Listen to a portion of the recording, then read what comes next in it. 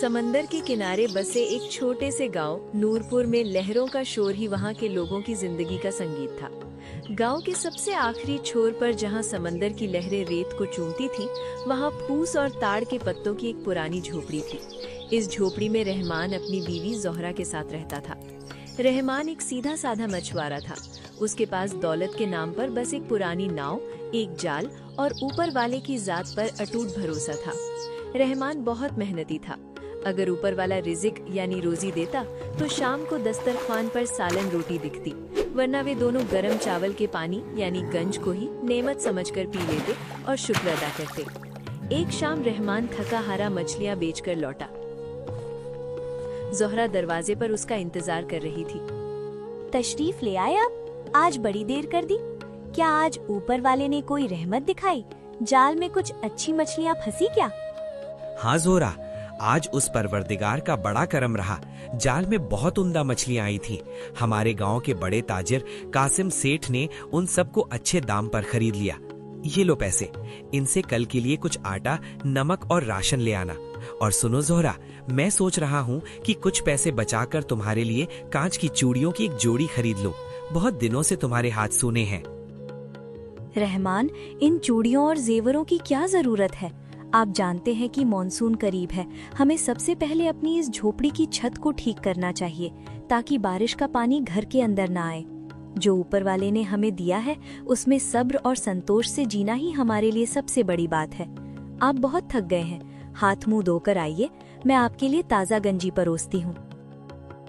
जोहरा, तुम्हारी जैसी नेक और समझदार बीवी मिलना ही मेरा असली नसीब है। जब तक हमारा दिल साफ है और ऊपर वाला हमारे साथ है, हमें किसी चीज की कमी नहीं होगी।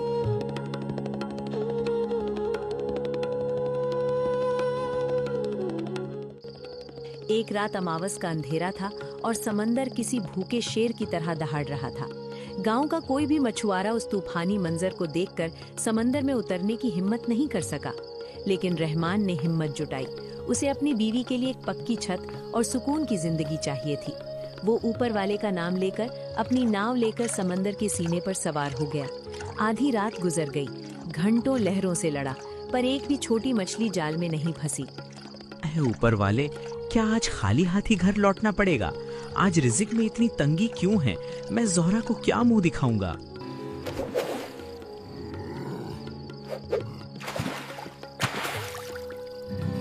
जैसे ही वो मायूस होकर जाल समेटने लगा, अचानक उसे महसूस हुआ कि जाल बहुत भारी हो गया है। नाव एक तरफ झुक गई। रहमान ने अपनी पूरी जान लगाकर जाल को खींचा। जैसे ही जाल नाव पर आया, उसकी आंखें फटी रह गईं। जाल के बीचों बीच एक ऐसी मछली थी जिसके छिलके सोने की तरह चमक रहे थे और उसकी आंखें कीमती नीलम पत्थर जैसी नीली और गहरी थीं। है मेरे ऊपर वाले, ये तेरी कैसी कुदरत है। सुनहरी मछली, अगर मैं इसे कासिम सेठ को बेच दूं तो वो मुझे हजारों अशरफियां देगा। हमारी सारी गरीबी, सारी तकलीफें एक ही पल में खत्म हो जाएंगी। वो मछली इंसानों की साफ जुबान में बोली थी। ठहरो एक नेक इंसान, मुझे तकलीफ मत पहुंचाओ। अगर तुम मुझे बाजार में बेचोगे तो तुम्हें सिर्फ चंद दिनों की दौलत मिलेगी, लेकिन अगर तुम मुझे जीने दोगे तो मैं तुम्हारे घर में सुख और खुशहाली का जरिया बनूंगी। तुम बात कर रही हो? कौन हो तुम? क्या तुम ऊपर वाले की कोई विशेष रचना हो? मैं जो भी हूँ, तुम्हारे सब्र का इम्तिहान लेने आई हूँ। मुझे अपने घर ले चलो, किसी की नजर ना पड़े ऐसे मुझे एक बड़े मिट्टी के मटके में खारे पानी के साथ रखो। मैं तुम्हें हर सुबह सोने का एक अंडा दूंगी। उसे बेचकर तुम अमीर बन सकते हो, लेकिन ये राज किसी को पता नहीं चलना चाहिए। अगर ये बात फैली तो तुम्हारे और मेरे दोनों के लिए खतरा पैदा हो जाएगा। रहमान समझ नहीं पा रहा था कि ये कोई सपना है या हकीकत। उसने मछली को अपनी चादर में लपेटा और चुपचाप घर ले आया। फजर की अजान से पहले उसने जहरा को जगाया और पूरी बात बताई। जहरा को पहले तो यकीन नहीं हुआ, पर जब मछली ने उसके सामने बात की तो वो दंग रह गई। दोनों ने घर के पिछवाड़े एक बड़े मिट्टी के मटके में उसे छुपा दिया।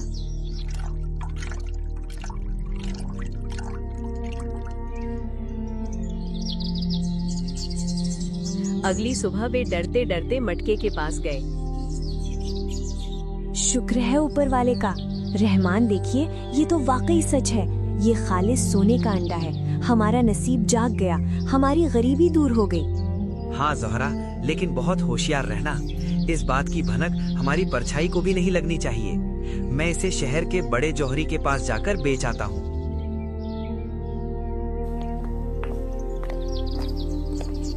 रहमान ने वो अंडा शहर में बेचा और उसे बहुत सारे पैसे मिले। धीरे धीरे उनकी झोपड़ी एक आलीशान पक्के मकान में बदल गई। रहमान ने अब समंदर की लहरों से लड़ना छोड़ दिया था। ज़ोहरा कीमती कपड़ों और जेवरों में नजर आने लगी। गांव के लोग हैरान थे कि एक मामूली मछुआरा रातों रात इतना रईस कैसे हो गया। खासकर रहमान का एक दूर का भाई बशीर, जो बहुत ही लालची और जलनखोर इंसान था। एक दिन जब रहमान बाजार से लौट रहा था, बशीर ने उसे रोक लिया। क्यों रहमान भाई, आजकल समंदर के किनारे आपके कदम नहीं पड़ते? बिना मछली पकड़े घर कैसे चल रहा है? या फिर उस कासिम सेठ की तिजोरी पर हाथ साफ कर दिया है? बशीर, अपनी जुबान को लगाम दो। मैंने कोई गलत काम नहीं किया। बस ऊपर वाले का करम है, मुझे एक छुपा हुआ रिज़िक मिल गया है। अच्छा, क्या रिज़िक सिर्फ नेक लोगों को ही मिलता है? और कैसा खजाना है जो हर हफ्ते तुम्हें शहर ले जाता है? कुछ तो राज है तुम्हारे पास, वरना एक मछुआरा इतना बड़ा मकान नहीं बनवा सकता। रहमान इन सवालों का जवाब नहीं दे पाया और वहां से खिसक गया। लेकिन बशीर ने जो शक का बीज बोया था, वो पूरे गांव में फैल गया। ये खबर कासिम सेठ के कानों तक भी पहुंच गई। सुनो, उस रहमान के बारे में पता लगाओ। कहते हैं उसके पास कोई ऐसी चीज है जो उसे रोज दौलत दे रही है। उस पर कड़ी नजर रखो। उसकी हर पल की खबर मुझे चाहिए। उस दिन से रहमान के जीवन का सुकून छिन गया। बशीर हर वक्त उसके घर के आसपास मंडराता रहता और कासिम सेठ के आदमी साए की तरह उसका पीछा करते। रहमान की रातों की नींद उड़ गई। एक रात ज़ोहरा ने उदास होकर अपने शौहर से कहा, रहमान, ये कैसा बेचैनी भरा जीवन है। ये सोना हमें मन की शांति नहीं दे रहा, बल्कि हमारे चेहरों की मुस्कान छीन रहा है। हर पल ऐसा लगता है जैसा कोई हमें देख रहा है। मुझे डर लग रहा है। ज़ोहरा, तुम चुप रहो। जहाँ दौलत होती है वहाँ खौफ तो होगा ही। अब हम गरीब नहीं रहे। हमें इस अमानत को बचाना होगा। हमें हर किसी से सावधान रहना होगा। सावधान रहने का मतलब क्या ये है कि हम अपनों से बात करना भी छोड़ दें? आपको अपनी नाव और उस समंदर से दूर हुए कितना वक्त हो गया जिससे आप प्यार करते थे? क्या हमें वाकई ऐसी दौलत की जरूरत है जो हमारी नींदें छीन ले? हाँ, जरूरत है। तुम बेकार की बातें मत करो और सो जाओ। रहमान ने उसे चुप तो करा दिया, लेकिन उसका अपना डर उसे अंदर ही अंदर खाए जा रहा था। उसने उस मछली वाले मटके को घर के एक अंधेरे कोने में और भी गहराई में छुपा दिया। बशीर ने लालच में आकर रहमान के घर की छत से झांकने की कोशिश की। रहमान की आंख खुल गई और वो जोर जोर से चिल्लाया, चोर, डाकू, पकड़ो इसे। बशीर तो भाग गया, लेकिन ये बात पंचायत तक पहुंच गई।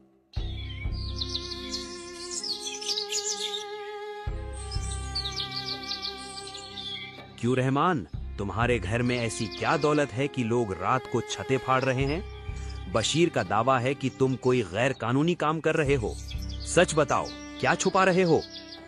हुजूर, इसके घर में सोने के अंडे देने वाली कोई चीज है।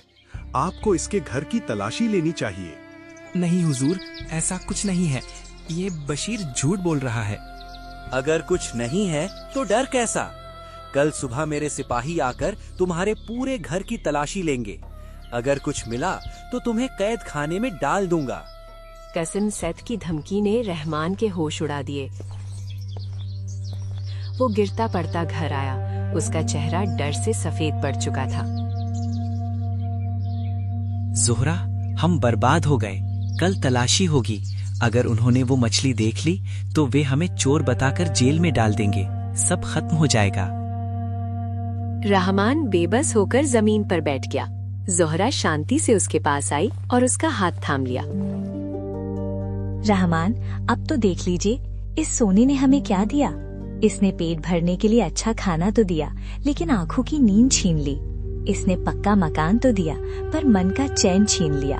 ये कोई रहमत नहीं है, ये हमारे लिए आजमाइश, परीक्षा बन गई है। हम पहले कितने खुश थे, दिन भर मेहनत करते और रात को सूखी रोटी खाकर भी चैन से सोते थे। जोहरा की बातें रहमान के ज़मीर पर चोट कर रही थी। उसे एहसास हुआ कि जब से ये धन आया है, उसने ना तो सुकून से इबादत की, ना ही समंदर की ताज़ा हवा महसूस की। तुम सच कह रही हो जोहरा, मैं लालच में अंधा हो गया था। मुझे ये दौलत नहीं चाहिए, मुझे मेरा पुराना सुकून और मेरा आजाद जीवन वापस चाहिए। रहमान ने एक बड़ा फैसला लिया। जब पूरी दुनिया सो रही थी, रहमान ने उस मटके को उठाया और चुपचाप समंदर की ओर चल पड़ा। रात की चांदनी में समंदर बहुत पुरसुकून लग रहा था। रहमान ने अपनी पुरानी नाव पानी में उतारी और चप्पू चलाते हुए उसी जगह पहुंचा जहां उसे वो मछली मिली थी। ऐ समंदर की मछली, तुमने मुझे दौलत दी, पर मैं उस बोझ को नहीं उठा सका। मुझे माफ कर देना। तुम्हारा घर ये छोटा मटका नहीं, ये विशाल समंदर है। तुमने जो कुछ मुझे दिया था, वो मैं तुम्हें आज लौटा रहा हूँ। मुझे मेरी पुराना शांति वापस दे दो। अब तुम भी आजाद हो। उसने मटका समंदर में पलट दिया। वो सुनहरी मछली एक आखिरी बार चमकी और नीले पानी की गहराइयों में खो गई। रहमान को ऐसा महसूस हुआ जैसे उसके सीने से कोई बहुत बड़ा पत्थर हट गया हो। वो घर लौटा और महीनों बाद ऐसी नींद सोया जैसे कोई मासूम बच्चा। अगली सुबह कासिम सेठ के सिपाही और बशीर रहमान के घर आ धमके। उन्होंने पूरा घर छान मारा, पर उन्हें कुछ न मिला। बशीर, तुमने हमारा वक्त बर्बाद किया।